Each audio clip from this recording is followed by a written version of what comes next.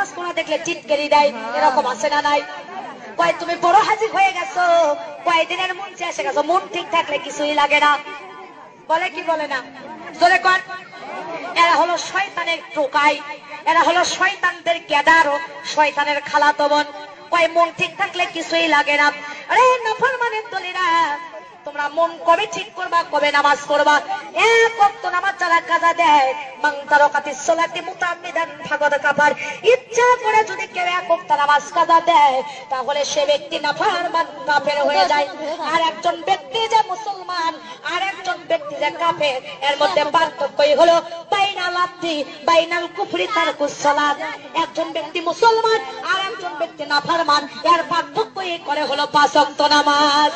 আমার মা বোনেরা, কিন্তু কুরআনুল কারীমে এসেছে ইন্নাস সালাতা তানহা আনিল ফাহশাই ওয়াল মুনকার, নিশ্চয়ই 5 ওয়াক্ত নামাজ সঠিকভাবে তোমরা যদি আদায় করো, তাহলে তোমাদের মন কোন দিকে গেছে, তোমাদের মন কোন দিকে গেছে এটা দেখার বিষয় নাই।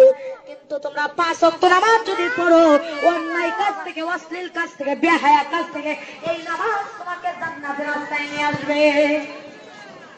নামাজ নামাজ নামাজ নামাজ পরকালের জন্য নাজাত।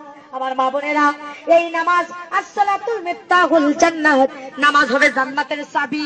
আসসালাতুল মেহরাজুল মুমিনিন, নামাজ হলো মা বোন আমার মুমিনদের জন্য একটা মিরাজ।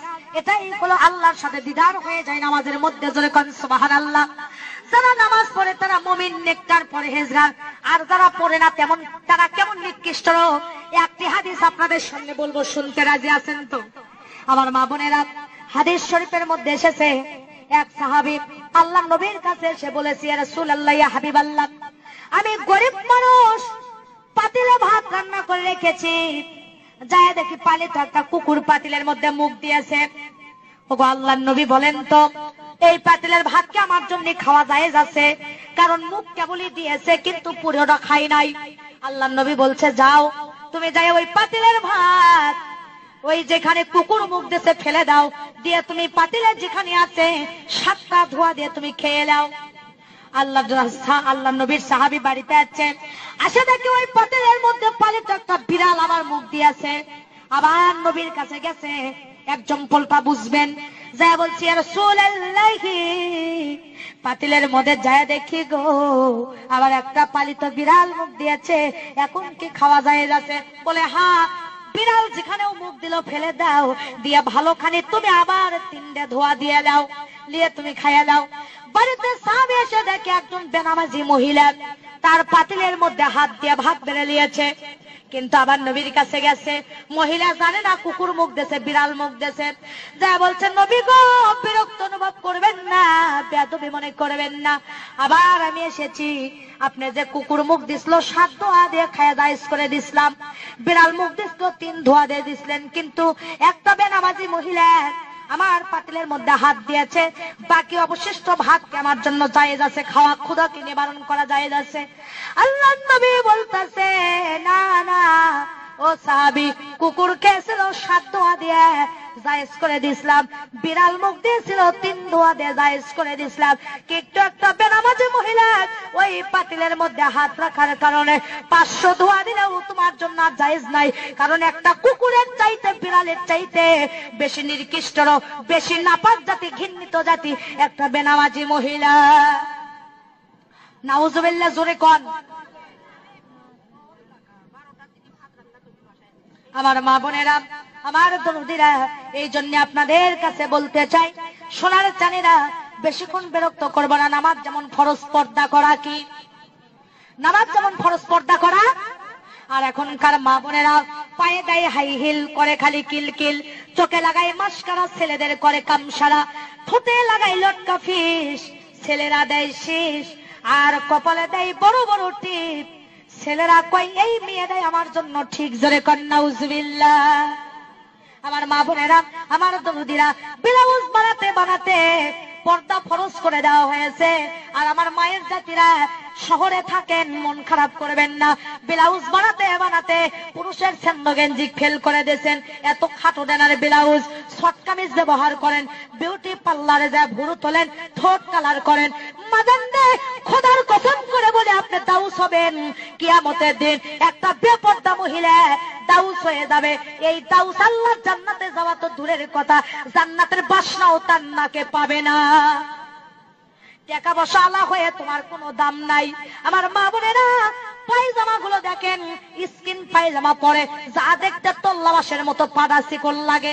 মাথার চুল কাটে বানরের লেজের মতো করে দেয়। ধরে বলেন ঠিক না ঠিক? বোরকা যে পর্দার জন্য গো, সেই বোরকা গাওত দিয়ে রন্না খান গলায় পেঁচে দেয়, বুকের ওপর দেয় না, মাথায় কাপড় দেয় না। আমি আমার ভাষায় নাম রাখছি, এরা হলো তনসেল বারা মুসলমান। এদের স্থানটা হবে তাসলিমা নাসরিনের সাথে জাহান্নামে। জোরে জোরে বলেন ঠিক না বেঠি? আমার বাজান, হক কথা বলতেছি। আমি বক্তাকে আর দাওয়াত করবেন না, তাতে যায় আসে না, কিন্তু আজকে তো আপনাদেরকে বলার সুযোগ পাইছি। জোরে বলেন ঠিক না ঠিক? মাদান রে, পর্দা করা ফরজ। কেউ জানবে হায়া বেপর্দা করে চলবা না। মোটর সাইকেলের পিছনে শ্যাম্পু করে যায়, বেগনা পুরুষেরা কয় খায় না খায় মাল এক খান গেল। জোরে কোন ঠিক না ঠিক? হায় হায়, মহিলাদের চেহারা দেখে কয় মাল এক খান গেল। নাউজুবিল্লাহ নাউজুবিল্লাহ।